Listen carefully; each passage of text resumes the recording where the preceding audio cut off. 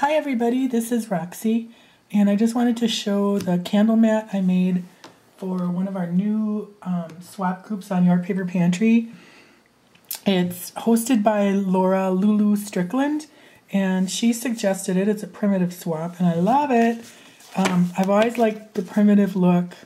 I don't really have it in my house. We have it in our lower level because we kind of made that into a kind of cabiny retreat area. So I'm obviously going to make one of these for myself. But I bought this pattern on from Pastime Patterns, and here is how it's spelt. Time as in the herb, and it's PastimePatterns.com. And here's how it came. Super easy directions. Here's all the directions you need, just real easy. And she suggests printing this off on manila file folder. I just used it on cardstock, regular cardstock that you'd use to make a card. And I printed off twice, cut out each piece, and then on the first one, and then the second one I cut out the bird.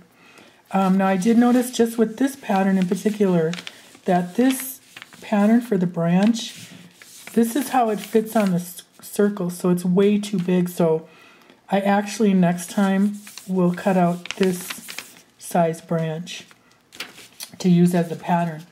There's only 3 stitches you need to know. Well, 4. One is a tack stitch, it's just a teeny tiny little tack stitch. I don't know if I can show you. Here, I'll see if I can get really close with the beak. The little gold stitching there.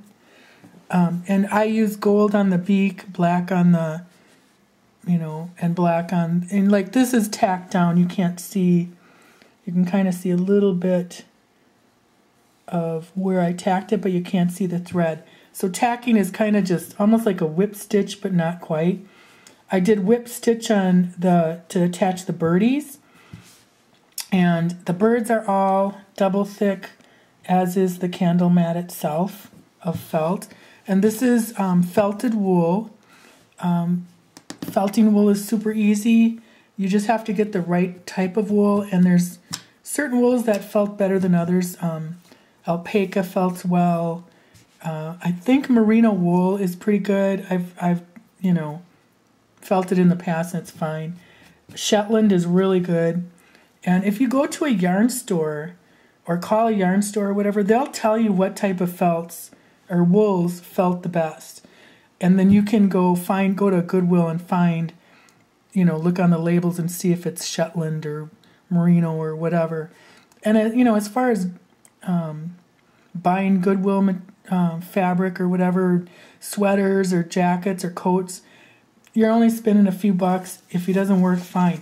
But what I would do is, what I've done in the past is buy like a 1/4 yard of wools at Joann's or wherever, and then go home and felt it. And all you do for felting is throw it in the hot wash, and then what you can do is put a tennis shoe in there, or I have those dryer balls. I throw a couple of those in there, and that helps the agitation to felt it. I mostly have felted stuff that I've knitted, but I've also felted wool for another project, not a penny rug type project. I've always wanted to learn how to do this, and it's so easy. If you can master the blanket stitch, which is really easy, you're fine. And with this you're supposed to do 1/4 inch stitches length and a 1/4 inch apart. And I've done pretty well. This is probably the best. This was the last thing I blanket stitch, so it's probably the best spacing and everything. Now, tips that I learned doing this is to use this type of thread.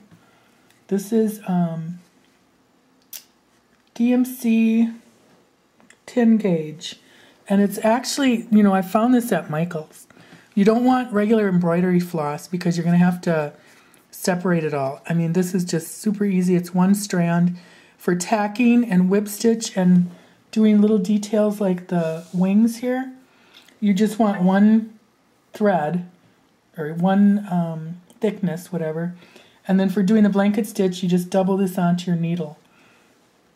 So that's one tip for that. The other tip is she suggested in her pattern to pin down your patterns and whatnot, and pin down the beak and the cardinal's mask, and I just thought, you know what, that's too much. So I just used glue stick, and it worked really well. I used glue stick on everything. I glued these down and then stitched them, you know, just to keep them in place. It worked super, super well. I think that's, the best needle to use, she suggested, and I found, is a chenille needle size 24. It worked perfectly for sewing, but I was going to do beads on the eyes, and it didn't work for that, so I just did French knots, which are real easy. Any of these stitches you can find online anywhere. I mean, it's easy for me to see somebody do it, you know, and do it. But anyways, and I think a lot of people are visual like that. So that's my candle mat. So that's this. I got to send this out to my hostess, and then she'll swap them out. And then our next swap, I can't wait, is, and close your eyes because I'm going to move this, is the an altered muffin tin. Isn't that cute? I don't know if you can see it. It's kind of a dark photo. But anyways, so that's our next swap. The sign-ups are going on right now. And, oops, I'm stuck. There. Wait. Oh, sorry. Close your eyes. Okay, back to my cardinals. I love cardinals too, by the way. We have a ton of them in the backyard. I even have, I better not spill, my little cardinal cup. Pretty. Okay, so that, I digress. But come and join us. It's YourPaperPantry.ning.com. And I think you'll have a lot of fun. Thanks very much. Bye.